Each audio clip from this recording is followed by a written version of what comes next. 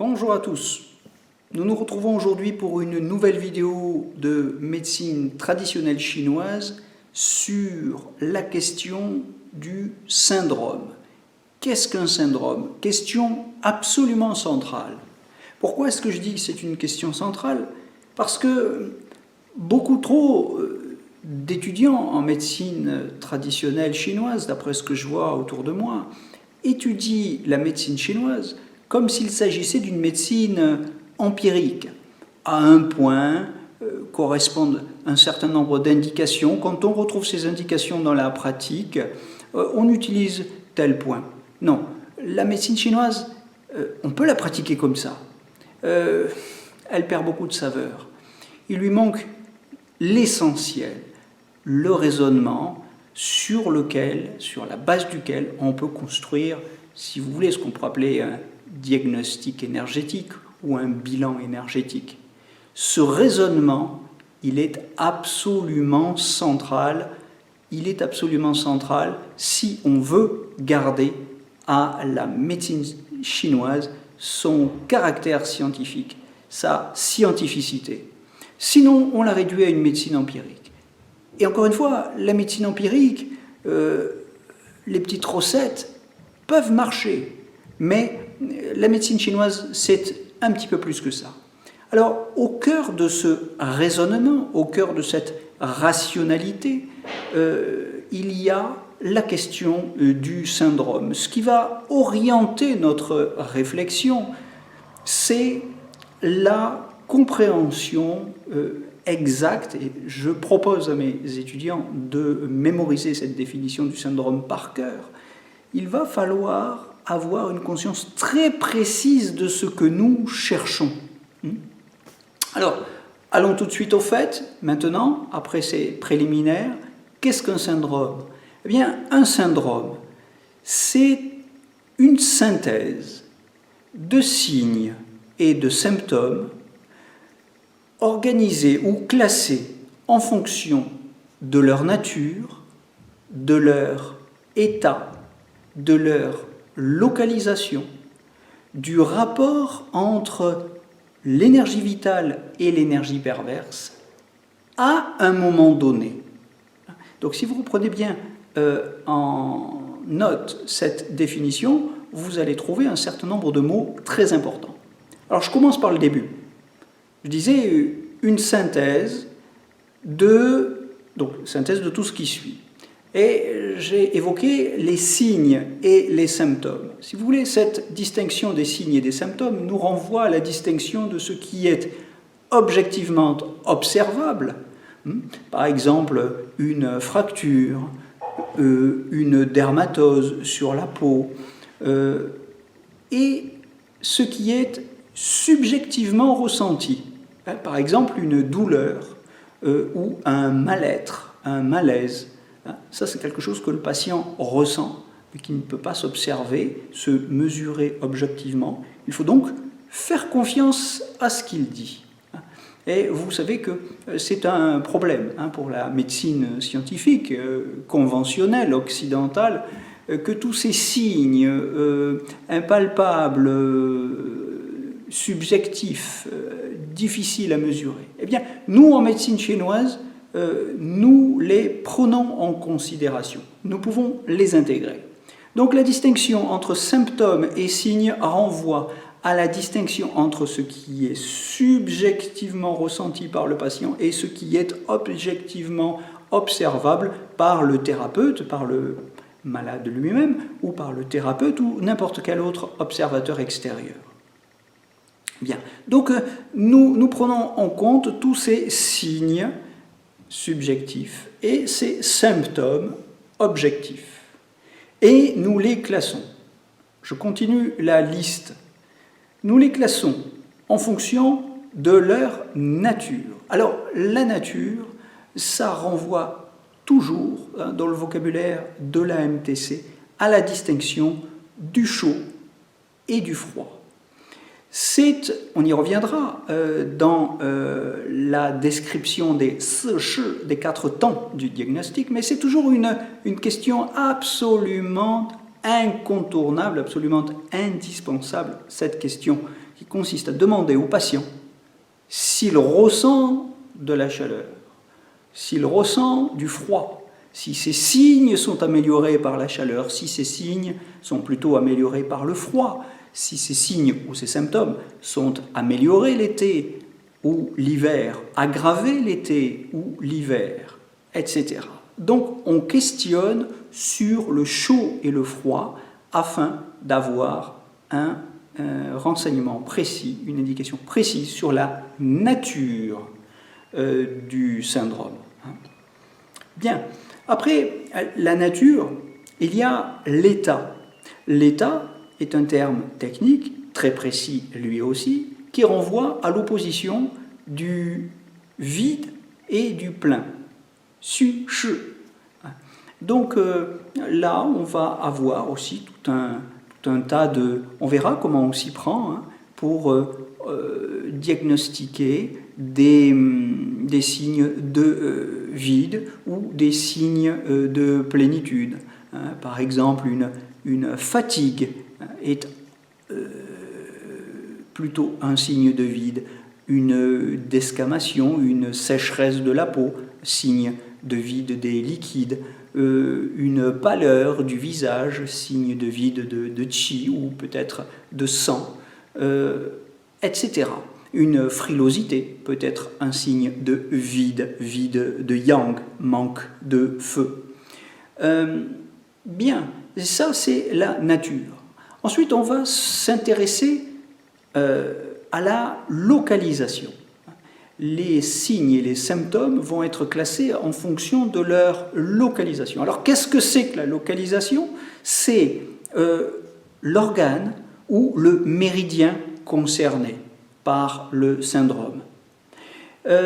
Par exemple, si notre patient a des signes respiratoires, des difficultés respiratoires, de la toux par exemple, ou bien une amplitude respiratoire toute petite, ou au contraire de l'asthme par exemple, avec une respiration sifflante, vous voyez, tous ces signes nous indiquent que quelque chose se passe au niveau du poumon.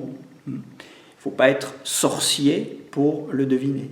De la même manière que si notre patient se plaint de douleurs cardiaques, de palpitations, de sensations dans la poitrine, au niveau du cœur, eh bien, il ne faut pas non plus être sorcier pour deviner que c'est le cœur qui est impliqué dans cette pathologie. Bon, ce n'est pas toujours aussi simple, évidemment. Mais il y a tout un tas de signes pour lesquels on peut, sans avoir fait beaucoup d'études, deviner qu'il s'agit de la rate, de l'estomac, de l'intestin grêle ou du gros intestin. Eh bien oui, ce sont les pathologies digestives, vous l'avez deviné. Toutes les pathologies digestives peuvent potentiellement impliquer l'un de ces 4 organes ou entrailles. Bon, encore une fois, c'est pas toujours aussi simple, mais il va falloir, c'est ça le sens du raisonnement dans la science médicale chinoise, il va falloir classer les signes de manière à répondre à cette question de la localisation. Donc on répond à la question de la nature, on répond à la question de l'état, on répond à la question de la localisation, on aura aussi à répondre à la question du rapport entre l'énergie vitale et l'énergie perverse. Je vais prendre un exemple très simple. Vous avez une grippe, eh bien, vous n'allez pas du tout la traiter de la même manière si, pour la même grippe, avec les mêmes signes, la même maladie, si vous avez affaire à un patient de 20 ans, 30 ans, dans la force de l'âge, ou si vous avez affaire à un petit enfant ou à une personne très âgée. Un petit enfant parce que son système immunitaire n'est pas mature, et à une personne âgée parce qu'elle est très affaiblie en fin de vie, et que cette grippe-là peut être mortelle pour elle. Donc il va falloir estimer, et ça aura évidemment un impact fondamental sur le choix de la stratégie de traitement. Il va falloir estimer le rapport entre l'énergie vitale et l'énergie perverse.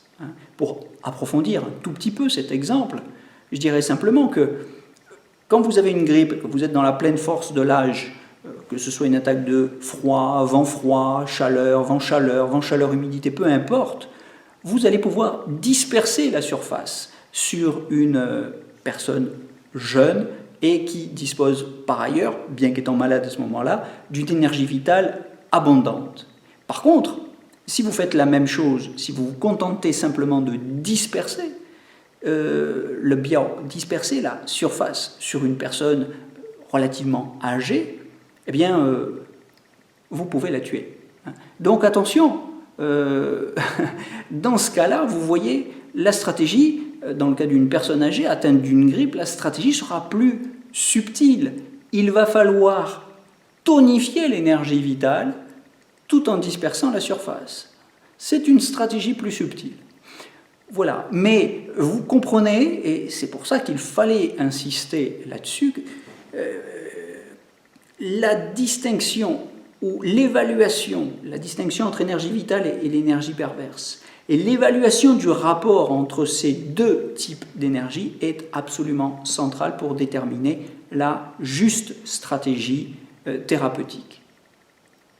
Enfin, je disais que ces signes et ces symptômes, je répète, se classant selon la nature, selon leur état, selon leur localisation, à partir d'une évaluation du rapport entre le vital et le pervers, eh bien, cela doit tenir compte aussi du moment. Le syndrome, c'est le syndrome du patient à un moment donné. Que veut dire cette précision ? Évidemment qu'on parle toujours à un moment donné. Non. Ce qu'on veut dire, et qui est absolument important, qui peut être vital, c'est que il y a tout un tas de pathologies, notamment les pathologies aiguës, qui peuvent évoluer très vite. Du jour au lendemain, vous l'avez vu dans les épidémies de grippe ou de Covid-19, du jour au lendemain, la situation peut dégénérer de manière absolument dramatique. Je veux dire que si vous avez prescrit une pharmacopée chinoise à votre patient et qu'elle met 3 jours pour arriver, sa situation, son profil énergétique peut avoir complètement évolué. 3 jours, le temps de commander une prescription chez votre fournisseur de plantes chinoises, 3 jours pour que ça arrive à la maison, c'est beaucoup trop pour certaines pathologies aiguës, notamment les maladies infectieuses. Vous voyez que c'est donc très important. Évidemment, il y a tout un tas de pathologies pour lesquelles cette considération du temps, du moment de la prescription jouera beaucoup moins. Je pense à toutes les pathologies semi-chroniques ou chroniques. Là, on n'est pas à 3 jours près. Cela dit, c'est quand même à un moment donné, parce que même sur une pathologie chronique, en 1 mois ou 2, vous pouvez avoir des modifications significatives, ne serait-ce que parce qu'on a changé de saison.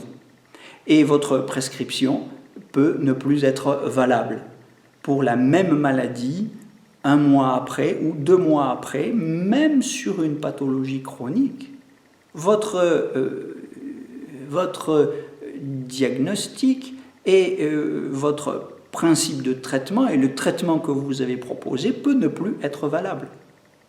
Bien, donc il faut être précis et je dirais relativement réactif à partir du moment où on a posé un diagnostic énergétique, où on a fait le choix d'un principe de traitement. Il faut être réactif en tant que praticien, et puis il faut aussi inviter les patients à l'être, parce que les patients ont, pas toujours, mais bien souvent, je l'ai observé, des problèmes d'observance. Ce qu'on appelle un problème d'observance, c'est une difficulté pour le patient à se mettre en marche dans sa cure. Alors vous avez des patients qui commandent des plantes et puis ils ne les prennent pas. Et donc ils vous rappellent 6 mois, 1 an après, peut-être que je vais prendre mes plantes, est-ce que je peux c'est très imprudent parce que votre profil a peut-être complètement changé et la situation, la saison, beaucoup de choses peuvent faire que le diagnostic que vous avez posé à un moment donné et la stratégie, le principe de traitement que vous avez choisi ne sont plus valables. Voilà ce que je pouvais dire en guise d'introduction à ces cours de médecine traditionnelle chinoise pour l'année 2020-2021. Donc, essayons de raisonner. Ne nous contentons pas d'apprendre des indications qui correspondent aux points d'acupuncture ou aux plantes chinoises, mais essayons de comprendre la science du raisonnement qui s'est construite et particulièrement à partir du Shan Han Lun, du traité du froid nocif, plus encore que dans le Huangdi Neijing, dont on parle beaucoup, à raison, mais c'est à partir de Zhang Zhongjin et du Shan Han Lun que se développe, je dirais, la médecine chinoise comme science, c'est-à-dire comme exercice du raisonnement. Il va falloir construire un raisonnement. Eh bien, si vous savez ce que c'est qu'un syndrome, vous allez enfin pouvoir orienter votre raisonnement. Vous savez ce que vous avez à chercher. Donc je referai un certain nombre de vidéos et je reviendrai toujours à cette question de la détermination du syndrome. C'est autour de ce concept central que se construit une consultation en médecine traditionnelle chinoise. C'est autour de lui que s'organisent toutes les connaissances, et c'est à partir de ce concept central, de ce concept cardinal que je vais essayer dans les semaines et les mois qui viennent de vous présenter la médecine chinoise de manière non pas simplement à vous l'étaler comme un ensemble de connaissances, comme une liste d'informations sans fin, mais je vais essayer de vous la présenter comme un système rationnel, comme un ensemble d'informations qui permettent de construire un raisonnement. Je vous donne donc rendez-vous très bientôt pour une nouvelle vidéo de médecine traditionnelle chinoise. À très bientôt avec les formations énergie.